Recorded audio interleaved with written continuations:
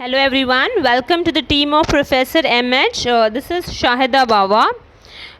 In the last video, that was digital payment part 1, we studied about the introduction, or I can say the meaning of digital payment, and then we studied the different types of digital payment wherein we compared with the traditional method of payment with the new method of digital payment. All right, so now with this we'll start with the digital payment part 2. In this we'll study the advantages and disadvantages of digital payment. So let's start, but before starting with the advantages, a quick revision of what we already did in part 1. We studied the meaning of digital payment. Digital payment is an electronic payment wherein no hard cash is used, only and only payment is done through online. Then we studied the traditional method of digital payment wherein we read about cards, debit card, credit card, and then smart card. And with the modern digital payment, we studied electronic fund transfer, and then the mobile app, I can say internet banking. all right, so इससे हमें अब क्या पता चलता है कि digital payment क्या secured है या नहीं, है ना, क्या उसके एडवांटेजेस है, क्या उसके डिसएडवांटेजेस है. So let's start with the advantages of digital payment. Digital payment की जब हम बात करते हैं तो ये बहुत ही ईजी है एंड कन्वीनियंट है.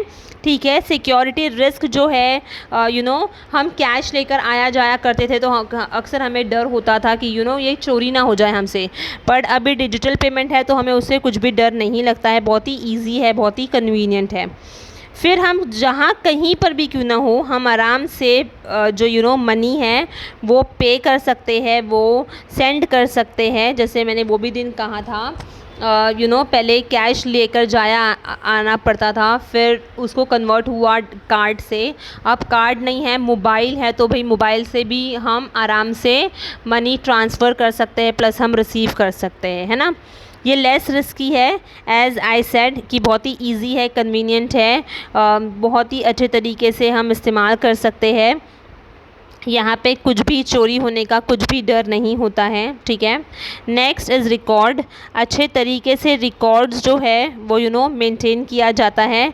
फॉर एग्ज़ाम्पल अगर हमने थ्रू मोबाइल के थ्रू किया, फॉर एग्ज़ाम्पल ले लो फ़ोन पे हो गया है या फिर जी पे हो गया है, तो हमारे पास में हिस्ट्री पूरा होता है, ट्रांजैक्शंस होता है. अगर इसकी बात हम नहीं करते, अगर हमारे पर्टिकुलर बैंक का ऐप होता है, फॉर एग्ज़ाम्पल SBI का ले लो, तो हमारे पास में पूरा मिनी स्टेटमेंट हम देख सकते हैं. तो ये सब क्या है, this are all records that we can look whenever if it's needed. Environment friendly है.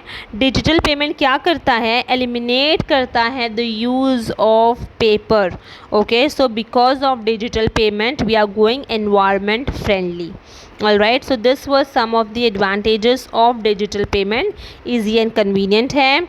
money can be paid और it can be send from anywhere any time. Risk बहुत ही कम है. रिटर्न रिकॉर्ड अच्छे तरीके से हिस्ट्री ट्रांजैक्शंस होती है, mini statement हमें मिल जाता है, और ये एनवायरनमेंट फ्रेंडली है. नेक्स्ट इसके कुछ डिसएडवांटेजेस है, कुछ ड्रॉबैक्स है, कुछ लिमिटेशंस है. सबसे पहला तो प्रॉब्लम अगर ऑनलाइन की हम बात करते हैं तो ये होता है कि हमारा जो भी डेटा है वो आराम से लीक हो जाता है.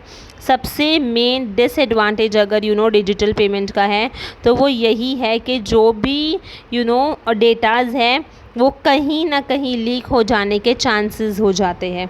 ठीक है, फॉर एग्ज़ाम्पल किसी को अगर हमारा पिन पता चल गया है, या हम कह सकते हैं कि UPI पता चल गया है, ठीक है, तो वो आराम से क्या होता है, हैक हो जाता है. तो ये सबसे बड़ा एक डिसएडवांटेज है. Over spending.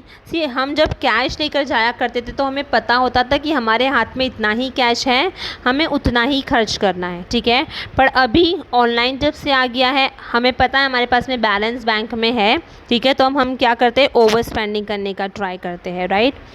Next difficult for non technic person, अगर डिजिटल पेमेंट जो है वो अक्सर मोबाइल फ़ोन से ही हम करते हैं आजकल, ठीक है।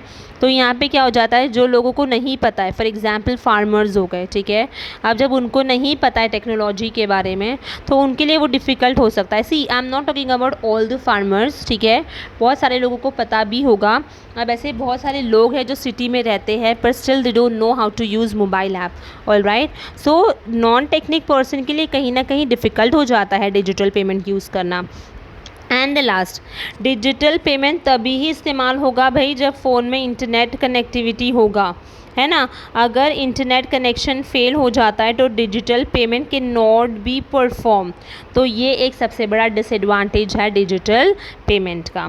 Alright, so this was digital payment part 2 wherein we covered the advantages and disadvantages of digital payment एकदम सिंपल वे में, ठीक है।